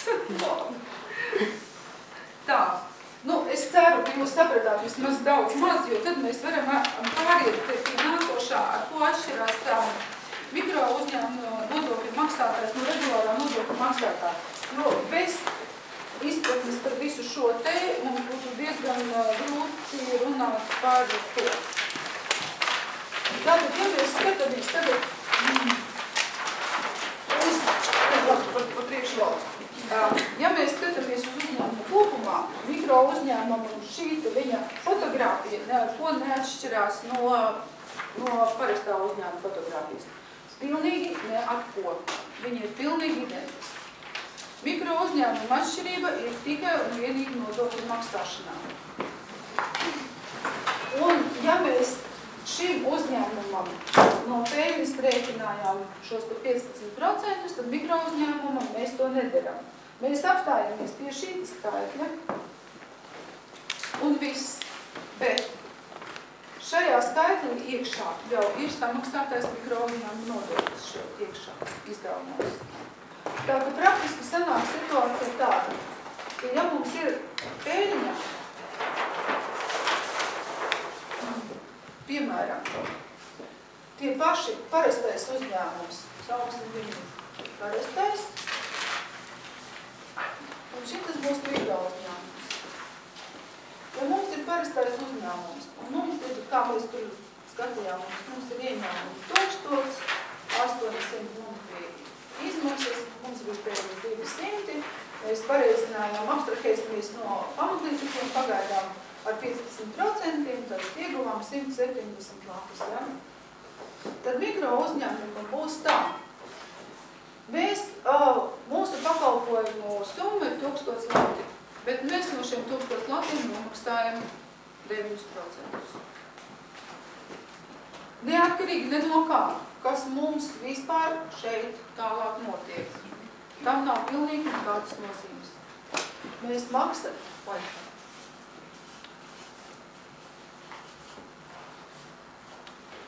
Nomaksājam un viss. Un šie nomaksātie 9% no 1000 latiem sēž iekšā vienkārši šeit izdevumos. Šajā te pozīcijā. Un viss. Un viņi vienkārši samazina mums peļņu. Un tas arī starpība ir tikai tā. Vairāk nekāda. Šajā gadījumā 9% no šukas samaksā valstī, ja viņus izdevuma 80 tāpat saglabājas. Nē, nu viņi saglabā, šajā gadījumā sanāk tā, jums ir 1000 ieņēmumu vienalga. Jums 800, piemēram, ir izdevumi vienādi, nu gan vienam, gan otram, bet plus vēl nāk. Šis te 1000, es jums vienkārši rakstīšu, lai jūs saprotat. Šis te 1000 reiz 9%, viņš nāk izdevumos klāt, un līdz ar to šī te peļņa jums vairs nav 200 lati, bet 200 lati mīnus 1000 reiz 9%. Tā ka faktiski sanāk tā, ka jūs nomaksājat neatkarīgi no kā, no ieņēmumiem 9%, un par šiem 9% mums vienkārši samazinās peļņa kā tāda kopējā uzņēmuma peļņa. Tālāk, viss, kas notiek ar peļņu, ir tieši tas pats. Viņi aiziet uz nesadalīto peļņu, jūs viņu varat sadalīt, varat izmaksāt dividendēs, nomaksājot 10%. Pārējais viss aiziet pilnīgi tieši tādā pašā izskatā. Kāda izdevība mikrouzņēmumam? Nē, mikrouzņēmumam izdevība ir tāda. Šajā gadījumā, ja mēs tikai raugamies uz šo pozīciju, es domāju, ka viņam izdevības nav nekādas. Izdevība ir tam apstākļi, ka jūs varat maksāt 5 cilvēkiem algu 500 lati. Neatkarīgi no tā, teiksim tā, jūs nomaksājat tos 9% un maksājat, piemēram, 5 cilvēkiem algu. Katru mēnesi jūs varat izmaksāt 500 latus 5 cilvēkiem. Es nevaru 500 izmaksāt ar tiem, kam es vēl maksāšu 500, no tā jānomaksā pilnīgi visi nodokļi. Nē? Jums nevar būt vairāk kā 5 cilvēki, ieskaitot jūsu pašu darbinieki. Jūs varat viņiem maksāt algu līdz 500 latiem, un vairāk ne par ko tā kā nerūpētīs. Kā sociālais viņiem? Sociālai paši Tur viņiem ir. Sociālais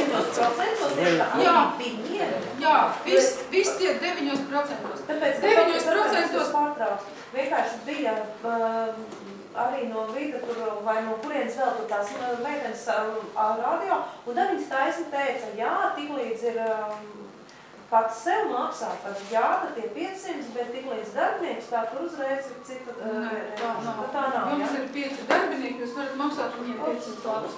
Šajos 9%, ko jūs nomaksājat, šajos 9% tajā summā, protams, no tā apgrozījuma, jo jūs jau ar mazu apgrozījumu arī nevarēsiet tiem 5 cilvēkiem izmaksāt to algu, protams, jā. Tajos 9% ir paredzēts iekšā uzņēmuma ienākuma nodoklis, sociālais nodoklis,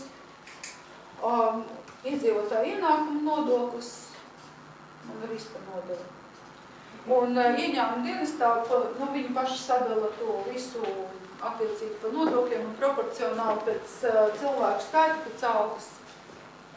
Tas ir tas, kas it kā jums dod to atvieglojumu. Teiksim tā, manā izpratnē es varētu teikt tā, ka it kā, jo ja jūs sniedzat pakalpojumus, ja jums nav materiāli iegādi, piemēram, kaut kādi, tad jums noteikti šis ir izdevīgi, ja? Tāpēc, ka 9%, tomēr tas ir 9% no apgrozījuma, tas ir mazāk nekā maksāt visus algu nodokļus, ja? Un uzņēmuma ienākumu nodokļus. Tas noteikti ir izdevīgi. Bet, protams, ja jums ir tāds bizness, kurā jums ir arī materiāli, tad ir ļoti jāskatās. Tāpēc, ka jums apgrozījums var būt liels, ja? Bet, teiksim, ja ir kaut kāda būvniecības pakalpojumi, piemēram, jums apgrozījums, teiksim, var būt liels, bet tā pašā laikā jums kaut kādus, es nezinu, 60% no visa, piemēram, sastāda materiāli, pēc tam vēl plus vēl kaut kādi pakalpojumi, tur apakšuzņēmē, vēl kaut kas. Un finālā jums sanāk tā, ka jums tas neto apgrozījums ir liels, bet tā peļņa nav liela. Tad 9% nevalkos to visu. Kā lūdzu? Ka viņi tā kā nesadz tā kā, Ziniet, īstenībā man liekas, ka katram ir tādā situācijā jāparēķina, ja? to tā nevar pateikt. Pakalpojums, ja mēs sniedzam, ja mums nav liels, piemēram, materiāla patēriņš, bet mums pārsvarā ir jāmaksā tikai algas cilvēkiem, kas to pakalpojumu veids, ja, nu, teiksim, piemēram, kaut kā klasiski, ja mēs ņemam tos pašus tulkošanas pakalpojumus, nu, loģiski, kas mums ir vajadzīgs priekš tulkošanas, ja, mums ir vajadzīgs tikai cilvēkiem algas samaksāt, kur to dara, ja, pārsvarā, nu, tā algas nu vēl kaut kas, bet tā. Teiksim, cik gadā tas ir nedrīkst pārsniegt mikrouzņēmums? 70,000 apgrozījums arī ir ierobežojums. Jums gadā nedrīkst būt vairāk kā 7,000 apgrozījums. Kā ir, teiksim, veikt vairāk darbiniekus, nodarbināt ir iespēja sadarboties ar pašnodarbinājumu? Nu, problēma jau tajā apstākļā tagad ir radusies. Tagad jau ir arī tā problēma radusies. Vispār mikro uzņēmums nav nemaz tik foršs, kā varbūt sākumā bija definēts. Nu, viņam ir ļoti daudz riska faktoru. Ļoti daudz, un īstenībā man liekas, ja tas nav pavisam mazs uzņēmums, kur tikai īpašnieks pats kaut ko dara un vēl kaut kāds darbinieks, tad riska ir diezgan daudz. Jo tagad jau, piemēram, ar šo gadu ir tas, ka jūs, piemēram, mikro uzņēmums jums ir, jā, un jūs izmantojat. Kaut gan tas pat neatiecas tikai uz mikro uzņēmumu, bet mikro uzņēmums ir drusku kritiskāk. Ja jūs izmantojat kaut kādus pakalpojumus, ja jums viens, piemēram, jūsu mikro uzņēmums sniedz pakalpojumus, otrs mikro uzņēmums, ja, jums var mierīgi pateikt, ka tas mikro uzņēmums jums ir kā darbinieks, ja. Un līdz ar to jūs tajā brīdī zaudējat uzreiz automātiski mikro uzņēmumu nodokļus maksātāju status un jums jānomaksā par pilnu kopiju, vispār es pat nestādos priekšacīgi. Un kā, ja es viņam algoju šuvēju, kas ir pašnodarbināta? Jūs varat to darīt, jā. Jūs varat to darīt. Jūs varat pati maksāt. Jā, bet jums var pateikt, ka tas ir jūsu darbinieks. Ja jūs nepārsniedzat 5 cilvēkus ar to šuvēju, ja jums ir, piemēram, 3 cilvēki, kas ir mikro uzņēmumā, un viņai jums tur dara papildus tos darbus kā pašnodarbinātais, jūs nepārsniedzat, piemēram, 5 cilvēkus un nemaksājat viņai vairāk kā 500 lats, es domāju, ka riska jums nav. Un tas arī, ja viņi atrodas mūsu uzņēmumu. Jā, un vēl jau vairāk arī tas, nu kā definīcija, neviens jau nevar pieķerties rokas, piemēram, ja, kurš cilvēks strādā. Jūs varat pateikt, ka viņi strādā mājās, jūs varat ierakstīt darba līgumā, ka viņa izmanto savu šuju mašīnu, viņa tur šuju mājās, un viņi jums atnes tikai tos izstrādājumus, ja, bet principā tas ir, nu, sevišķi tādā gadījumā, ja jums ir pilni 5 cilvēki, jūs maksājat katram pa 500 latiem, tad jums noteikti var pateikt, ka tas cilvēks jums arī ir kā darbinieks. Tas neatiecās tikai uz mikro uzņēmumiem, tas attiecās arī uz parasto uzņēmumu, ja viņš izmanto mikro uzņēmumu pakalpojumus. Nu kā, ir normāli, tagad jau pagājuši, kad bija ļoti daudz tādu uzņēmumi, kur ir parastie uzņēmumi, bet darbinieki pēkšņi pārvērtās par mikro uzņēmumu tiem īpašniekiem, mikro uzņēmumu īpašniekiem un sniedz pakalpojumus. No šo gadu ir ieviestas tās izmaiņas, kas principā, neļauj tā darīt, teiksim tā, jo tad tiek uzskatīts, ka ja man mikro uzņēmums sniedz pakalpojumus, un ja pēc tā procesa var identificēt, ka viņš principā sniedz tādus pakalpojumus kā mani darbinieki, piemēram, ja, tad praktiski gandrīz vai sanāk, ka viņš man ir 6. darbinieks, un es zaudēju mikro uzņēmumu nodokļa maksātāju statusu. Un tas ir tik ļoti tāds, tā robeža ir tik ļoti slidena, ka viņi praktiski pārkārt ar vienā piegājienā. Un, jā, pasākums ir diezgan risināts. Aizvarēs ciet, Marta ar jaunu. Jā, to var darīt, jā. To var darīt. Bet, es jūs vienkārši brīdinu par to, ka tas nav tik jauks pasākums, kā viņš sākumā varēja likties. Protams, tas ir atkarīgs no biznesa, tas ir atkarīgs no tāds, ka mums ir darbinieku. Tas ir no daudz kā atkarīgs. Bet, ja jūs, piemēram, arī mikro uzņēmumā, ja jums pat ir visi 5 cilvēki, ja, un jūs maksājat, vienalga, vienam 500, vienam 300, vienam cik, ja, tas nav svarīgi. Ja jums ir visi 5 cilvēki, un jūs, piemēram, izmantojat kaut kāds pakalpojums no malas, piemēram, uz uzņēmumu līgumu pamatē, ja, jūs varat to darīt, bet tad jums ir jāmaksā par šo uzņēmumu līgumu, gan jums ir jāmaksā visu nodokļu regulārā kārtībā. Tikai par saviem darbiniekiem, kuriem ir darba līgums, kuri ir pie jums atnesuši un nodevuši nodokļu grāmatiņu, respektīvi ar domu, ka viņi nekur neizmanto nekādus labumus vairs, ne citur, teiksim, neapliekumu minimumu un atlietojums par apgādājumiem un tādas lietas. Tikai tad jūs, tā teikt, varat viņiem mierīgi maksāt to, cik jūs vēlaties, vai 500, vai 300, vai 200, vai cik, ja? Un tā. Un attiecīgi darba līgumā ar mikro uzņēmumu darbiniekiem jūs ierakstat, ka viņi apzinās, ka viņi ir mikro uzņēmumu nodokļu maksātāji darbinieki, ka viņi zina, ka viņiem nav nekāda atvieglojumi, un ka viņi, piemēram, arī no valsts neko nevar prasīt ar gada deklarāciju, ja viņi nestrādā vēl kaut kādā citā vietā, par kurā vietā viņi normāli maksā augstus nodokļus. Darbinieki jau ir pilnai darbinieki? Kāda pilna? Jā, ja pieņemsim kaut kādu līgumu darbinieki. Tam nav nozīmes. Jūs varat pieņemt darbinieku arī uz slodzi, kādu jūs vēlaties. Jūs varat pieņemt viņus stundām. Bet viņš skaitīsies 5, jā. Tātad, ja man ir darbinieks, kurš nogot, tad jūs vienam konkrētam darbam tur? Nē, jūs varat vienam konkrētam darbam nolgot ar uzņēmumu līgumā, teiksim, noslēdzot uzņēmumu līgumu. Tad viņš jums nebūs kā darbinieks. Jums būs noslēgts uzņēmumu līgums, ka viņš jums sniedz kaut kādu pakalpojumu. Nu, kaut kādu tur vienreizēju vai pēc kaut kādu laika periodu. Tas kā uzņēmums ir privāta persona? Jā. Ja netamā vidā jāziņo par strādniekiem visiem.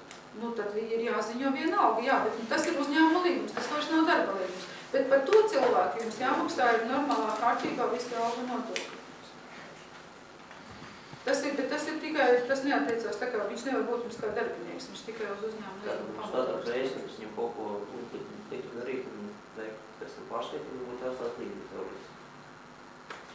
Nu, nē, jūs varat noslēgt ar viņu to uzņēmumu līgumu uz ilgāku laika periodu, un pēc tam, teiksim, konstatēt faktu, ka, piemēram, tur, es nezinu, martā viņš ir strādājis 5 stundas, uztaisīt pieņemšanas nodošanas aktu, uzrakstīt tāds un tāds pilsonis ir strādājis 5 stundas, un viņam pienākās tik un tik, jau abas puses parakstās, kas viņam izmaksāt. Aktā uzrakstīt atsauci uz to līgumu un visas lietas. Nu tā, jūs tādas lietas, mēs par darba līgumiem arī bišķiņ parunāsim vēl pēc tam.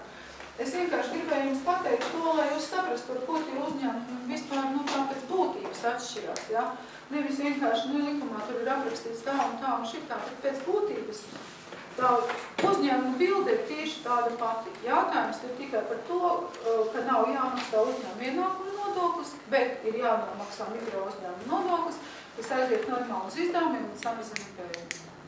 Nu, un algas jūs varat maksāt, protams, tie ir atviegloti noteikumi, jo, ja jūs, piemēram, jums apgrozījums ir pietiekoši liels, un jūs nevarat samaksāt tiem cilvēkiem, piemēram, 500 latus katram, protams, ka tas ir izdevīgāk nekā maksāt algu nodokli, neapšaubām. Bet es saku par to, ka tur ir jāskatās vēl atkarīgi. Tas tālāk tam naudu paliek, teiksim, visi netiek izmaksāts. Tas skaitās kasē iekšā, vai? Nē, ja jūs visu neizmaksājat, tā nauda jums ir kasē, bet jūs tāpatās esat nopelnījuši to naudu, tāpatās tā ir jūsu peļņa, nu, kurā te ir iekšā mikro uzņēmuma nodoklis pieņemsim, ja? Un jūs tāpat viņu varat sadalīt dividendēs, nomaksājot 10%.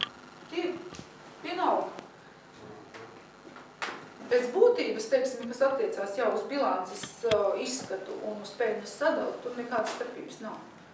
Starpība ir tikai tajā apstākļā, kādus nodokļus jūs maksājat un cik jūs varat izmaksāt algās, nu, ar kādiem nodokļiem apliekot. Jo šis ir tas nodoklis, teiksim, vienīgais, kurš ietver visus šos nodokļus iekšā. Jo normāli parastajam uzņēmumam, ja jūs gribētu, piemēram, maksāt šim cilvēkam uz rokas 500 lati, tagad es jums tā ļoti labi neatrēķināšu, ja? Bet tie varētu būt kaut kādi 750 lati, no kuriem jums vajadzētu uzreiz nomaksāt 11% sociālo nodokli. Tas ir normālā situācijā pie normāla uzņēmuma, ja?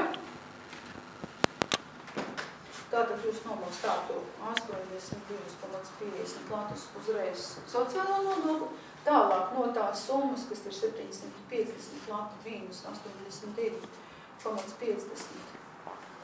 Šitā summa jums būtu, nu vēl, protams, šeit iet arī, ja jums ir nodokļu grāmatiņi, ja, vai jums ir apgādājumi, šeit ir atvieglojums, ja, jūs varat samazināt, nu, ņemsim to ka jums ir nodokļu grāmatiņi, tad jūs varat samazināt par 45 latiem, Nu, ja jums, piemēram, ir viens apgādājums, jūs vēl samazināt pa 70 latiem šo te summu, kur jūs apliksiet tālāk ar iedzīvotāju ienākumu nodokli. Šī summa ir automātiski no aprēķinātās naudas, tur nekādi atvieglojumi neeksistē, tas ir sociālais, darbinieka sociālais. Tālāk jūs visu šo te aprēķinu uztaisot, dabonat 750, 850, 45, 70, cerams, ka pareizi būs. Jūs dabonat 552,50, ko jūs apliekat ar 25%. Ar iedzīvotāju ienākumu. Tas kas 70? 45 saprot neapliek. 70 ir par apgādājumiem. Ja jums ir vai bērni vai kāds cits, kas ir tajā apgādājumā status. Tas ir vienam cilvēkam? Vienam apgādājumam, jā. Ja jums ir, piemēram, 3, jums attiecīgi būs 210, jā. Tātad 552, 50, tātad reizes 25%, ja, tad mēs iegūstam iedzīvotāju ienākumu nodokli, kas ir 130,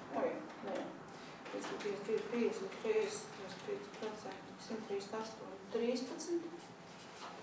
Tātad jums sanāk tā, alga aprēķinātā,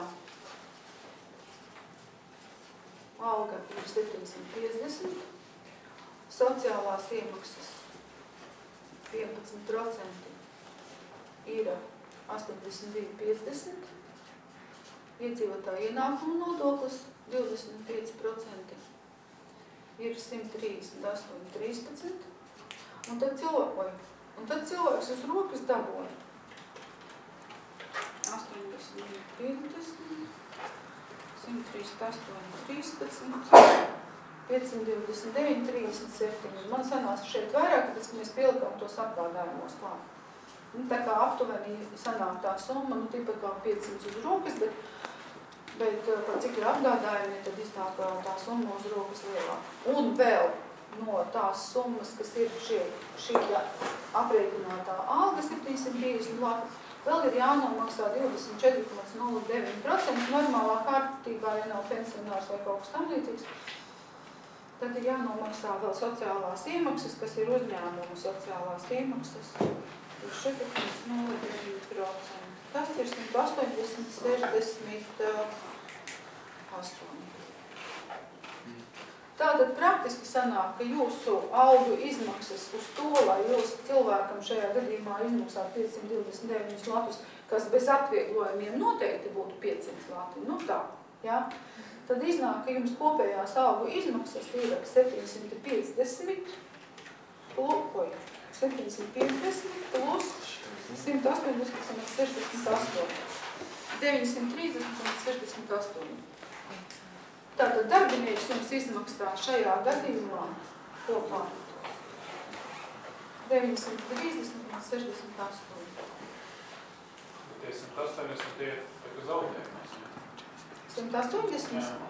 Nu, viņš iet uz izmaksām. To jūs neieturat no cilvēka, ja to jūs papildus samaksājat. Kas ir 24,09? Sociālās, arī sociālās iemaksas, bet tās, ko maksā uzņēmums, darba devējs. Šīs ir darba ņēmēja sociālās iemaksas, šīs, ja, ko mēs pirmo izreikinājām 11%. Šīs ir iedzīvotāju ienākumu nodoklis, tā kā, ko darba ņēmējs maksā. Un šis ir sociālās iemaksas, ko maksā darba devējs par darbinieku. To var atskaitīt no peļņas? Jā. No peļņas jūs atskaitat uz izdevumiem, jums aiziet visi 750 lati un visi 180,68. Tātad kopā 930,68. Jā, tas samazina jūsu atliekamo ienākumu. Tā ir. Tāpēc es saku, vienkārši ir... Otrā gadījumā mēs tikai 500 lati samaksājam. Otrā gadījumā jums uz izdevumiem aiziet, piemēram, 500 lati un plus vēl 9% nodrozījumu. Kā notiek kā pārējais gadījums, kas sāks un darbības, pirmie 2 gadi mikro uzņēmums, un pēc tam jau uz redz, ka mums viss kā notiek kā pārējais. Jūs vienkārši rakstat iesniegumu līdz 15. decembrim. Vai nu rakstat iesniegumu, vai jūs kaut ko tur jau esat pārsniedzis, un jūs vienkārši paziņo, ka jūs esat zaudējis statusu. Soda procents par to, par to mēs pieņemam. Nu, ziniet, kā pagaidām vēl tie mikro uzņēmumi ir tik īsu laiku periodu, vēl nav degājuši līdz tam. Gadā es vienkārši uzrakstu iesniegumu, tad tas ar to arī viss beidzas, un nākošā gadā strādās viss kā... Jūs rakstat iesniegumu gan vienā, gan otrā gadījumā. Ja jūs gribat, ja jums ir regulārais uzņēmums, un jūs redzat, ka jums apgrozījums nepārsniedz 70,000 un nepārsniegs, un ja jūs tiešām saprotiet, ka jums izdevīgāk ir maksāt to mikro uzņēmumu nodokli, jūs līdz 15. decembrim uzrakstat vidā iesniegumu, kā lūdzu tādam un tādam uzņēmumam piešķirt mikro uzņēmumu nodokli maksātāju statusu. Viņi izskatā diezgan ātri, un viņi jums pasaka, ka ir ok. Tālāk, ja jūs vēlaties pretējo, tad arī līdz 15. decembrim uzrakstīt iesniegumu un pasakiet, ne, ka es nevēlos būt mikro uzņēmums, maksāšu nodokļus regulārā kārtībā. Un tas arī viss. Tad es vienu īpašnieku, taču varbūt 3 mikro uzņēmumus. Nē. Viens. Strādāt jūs varat vairākos mikro uzņēmumus, bet īpašnieku... Tās jāvārbūt vienu. Kā lūdzu? No 5 ielas vienu vārdu. Bet viņi visi parasti ir regulārie uzņēmumi. Viņi var būt kaut 10. Tikai viens no viņiem var būt mikro uzņēmums. Jā. Cilvēks visu mūžu būs nostrādājis mikro uzņēmumā, kā darbinieks. Viņam tur pensija nekāda. Mikro pensija. Ja viņš visu mūžu būs saņēmis minimālo algu 200 matus, cik viņam būs pensija? Tāpat nekāda.